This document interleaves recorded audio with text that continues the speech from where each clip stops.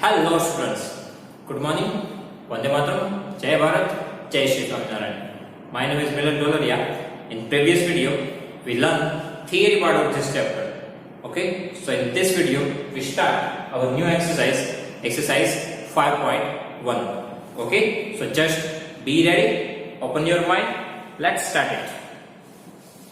First of all, read the question number 1. Okay, question number 1.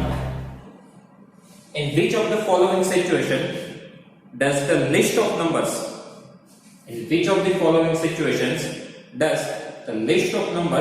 involve math and arithmetic progression and why?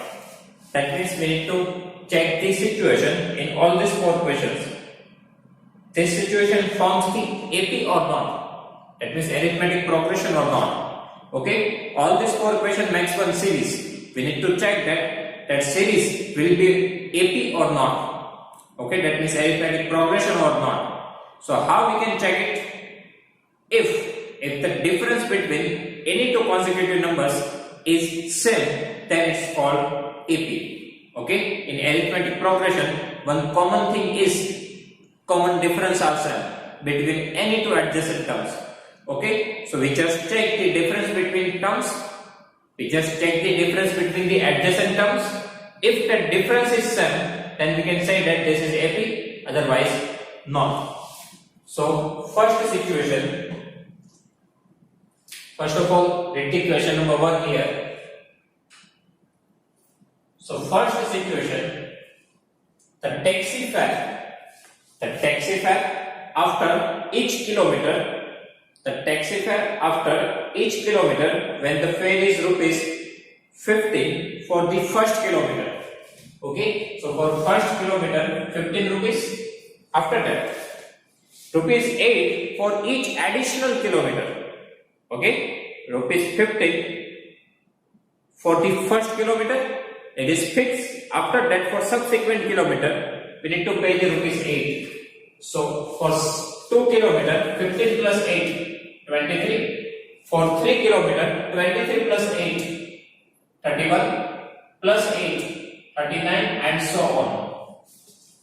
Okay, so these are the taxi fares for first kilometer 15. For 2 kilometer we need to add 8. Again we need to add 8. Again we need to add for subsequent kilometer. Okay, so this is one series. Now we need to check that this series is AP or not. So for that D1, that means difference between these 2 adjacent terms. Second term minus first term. 23 minus 15. 8. D2. Third term minus second term. 31 minus 23. 8. So these 2 differences are same. So here we can say that D1 is equal to D2. So our answer is yes. It forms AP. Our answer is yes, it forms AP. Why? Because here difference are same. Okay, so we need to find difference in D1, second term minus first term. After that we need to find the difference in D2, third term minus second term. If this difference are same, we can say that it forms an AP, otherwise not. Okay, after that, question number 2. First of all, this question, the amount of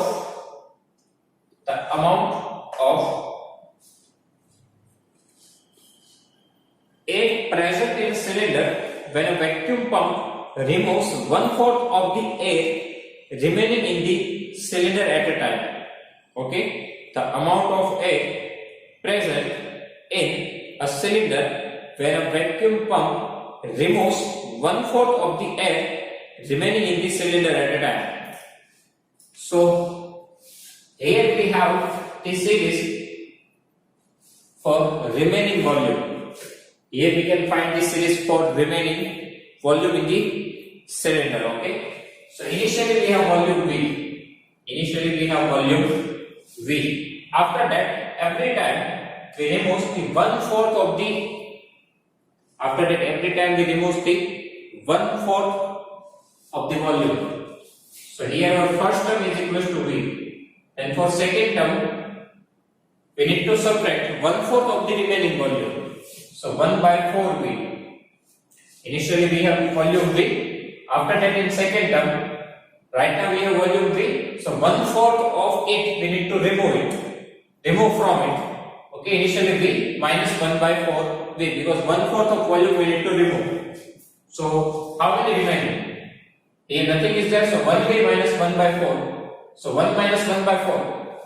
4 ones are 4, minus 1, 3 by 4V. So our second term is 3 by 4V. Okay, after that our third term. After that our third term A3.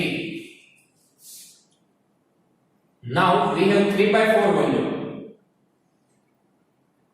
Right? Now we have 3 by 4th volume, and again from that we need to remove 1 by 4th of the remaining. So minus 1 by 4th of, right now we have 3 by 4. So here we need to put 3 by 4th volume. Again read the equation carefully. 1 by 4th of the volume we need to remove from the remaining volume. So first of all here we have 3 by 4th volume, 3 by 4 volume, right? So here 3 by 4V minus, we need to subtract 1 by 4th of it. So 1 by 4th of means multiply 8, it is 3 by 4V. Okay, so 1/4 of 3 by 4V. We need to subtract here. So here we have 3 by 4V minus here 4 4s are 16. Now we need to take LCM. So here LCM is 16. Okay, and 1/4 we need to multiply here. Multiply 4 and divide 4. So this 4 4s are becomes 16. So 4 3s are 12 minus 3. 9 by 16V. So our third term is 9 by 16V. Now, if we find the difference, A2 minus B1 is equal to second term minus first term. Second term 3 by 4V minus B. Okay, so here nothing is there, so 1. We need to take LCM, so 4 ones are 4. So 3 minus 4. 3V minus 4V by 4 minus V by 4. Now find the difference D2. Third term minus second term. Okay, at least we want 3 terms here. At least we want 3 terms, because if we have the 3 terms, so 2 times we can find the difference. So first of all, difference D1, second term minus first term. Now difference D2, third term minus second term. So 9 by 16V minus 3 by 4V. We need to take LCM, so here we need to multiply 4 and 4. Right? So it becomes 16. So in numerator 9V minus 4 3s are 12V. So minus 3V by 16. Now we can see here our difference D1 and D2 are not equal. That's why we need to put not equal sign here. So our answer is no. It doesn't forms AP. It does not forms the AP. Okay. Again I repeat this question. First of all we have volume V. After that 3 by 4th volume we need to remove. So our second term is V minus 1 by 4V. So 3 by 4V, this is our second term. Now for third term, again from 3 by 4V we need to subtract 1 by 4th of it. So we get the answer 9 by 16V. So now we have 3 terms, so we can find the difference D1 and D2. So first of all D1, second term minus first term. So 3 by 4V minus 1V minus V by 4. Now difference D2, third term minus second term. 9 by 16V minus 3 by 4V. We need to take LCM, we get the answer minus 3V by 16. So these two answers are not same. So difference are not same. And if difference are not same, it does not form the AP. Okay, after that question number 3. First of all, take the question. The cost of digging a well after every meter of digging, when it costs rupees 150 for the first meter. For first meter, that means our first term 150 rupees. and rises by rupees 50 for each subsequent meter. Okay, so for remaining subsequent meters, we need to pay 50 rupees more. So we need to add 50, so 200 for 2 meter. After that, again we need to add 50, so 250. Again we need to add 50, so 300. Okay, again the cost of digging a well after every meter of digging, when it costs rupees 150 for the first meter. For first meter 150 rupees. After that, it rises by rupees 50 for each subsequent meter. Okay, so for 2 meter, we need to add 50 rupees. For 3 meter, again we need to add 50 rupees. Again we need to add 50 rupees. So 150 plus 50, 200, 200 plus 50, 250, 250 plus 50, 300. Okay, this is one series. Now here, difference given. Second term minus first term. 200 minus 150, 50. Difference D2. Third term minus second term. 250 minus 200, 50. So here we have the same difference. D1 is equal to D2. So our answer is yes. It forms an AP. Okay. Here for first meter 150. After that for subsequent meter additional 50 rupees. Okay, so 200, 250, 300. Now difference D1, second term minus first term, 200 minus 150, 50. Then D2, third term minus second term, 250 minus 200, 50. So here D1 is equal to D2, both the difference are same. So yes, it forms an AP. Okay. After that, question number 4. The amount of money in the account every year when rupees 10,000 is deposited at compound interest at 8% per annum. Okay, the amount of money in the account every year when rupees 10,000 is deposited at compound interest at 8% per annum. Very simple thing is that if simple interest is there, so simple interest remains same for every year. Simple interest remains same for every year. So simple interest always forms AP. But if you think about the compound interest, then compound interest is different for every year. Compound interest is different for every year, so it does not form the AP. Okay, so without any calculation, directly we can say that it does not form the AP. Okay. Here, first of all, 10,000 is deposited.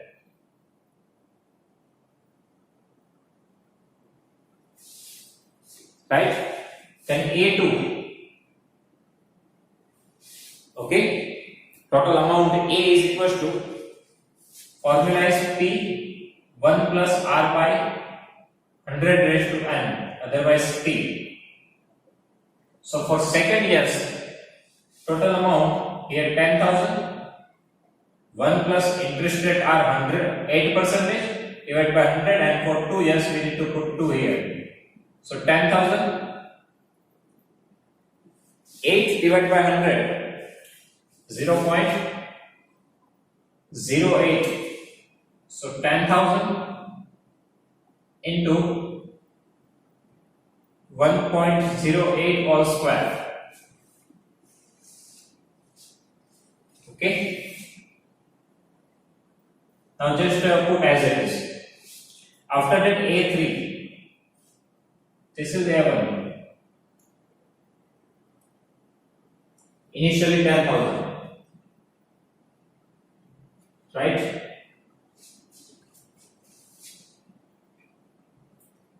The amount of money in the account every year when the 10,000 is deposited at compound interest at 8% per annum. So here, initial amount is 10,000. Here we do a mistake. For first year, whenever it completes 1 year, at least our second term, here we need to put first of all 1 year. Okay, first of all we need to find for the first year. After that, if we complete the second year, So here 10,000 1.08 square. Nothing is changed in between 1 plus r upon 100. Only this exponent will be changed.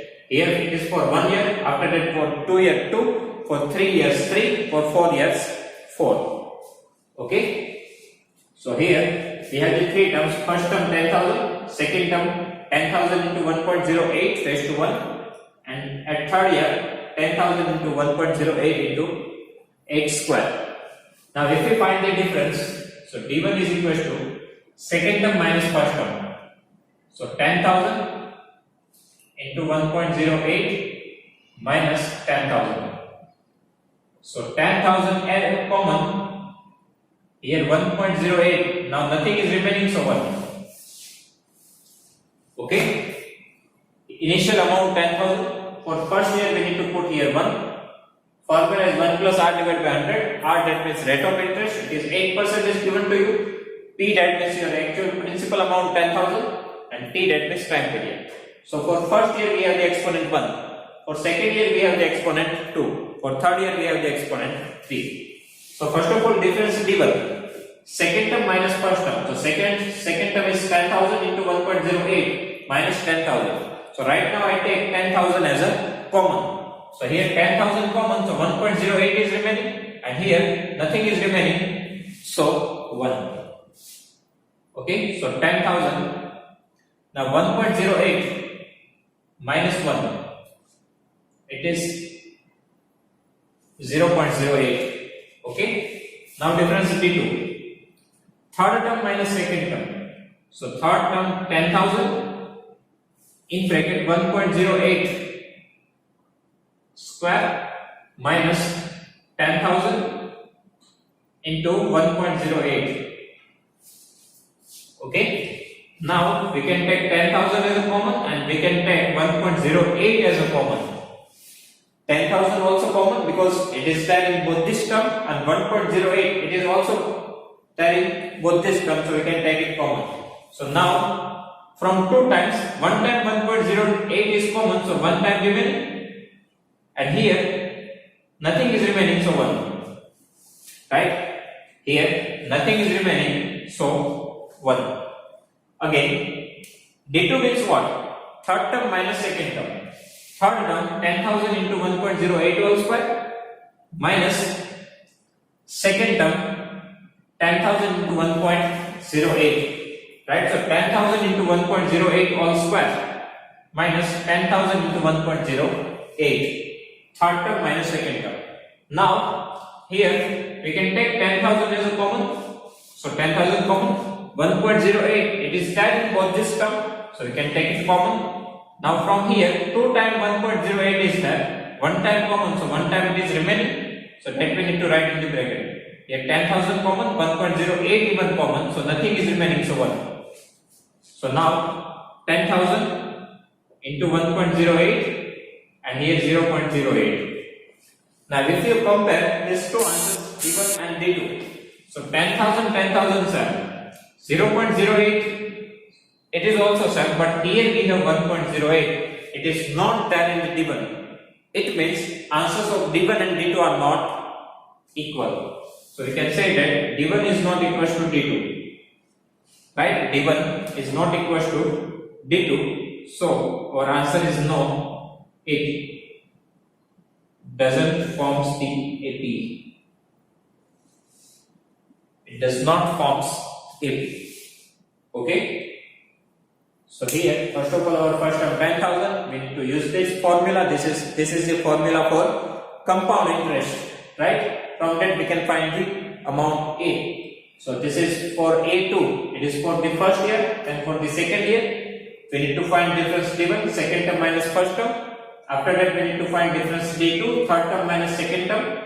d1 is not equal to d2, so our answer is no, it does not form the AP. Okay, so students, if you have any doubt in this question, please write down in comment section. I will give you the answer. Thank you.